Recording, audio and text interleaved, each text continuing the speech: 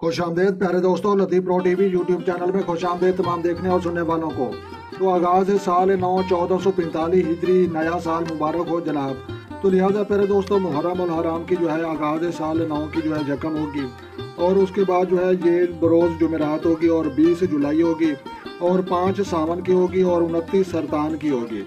तो लिहाजा उसके बाद जो है ये सरफा की जो है 450 में होगा।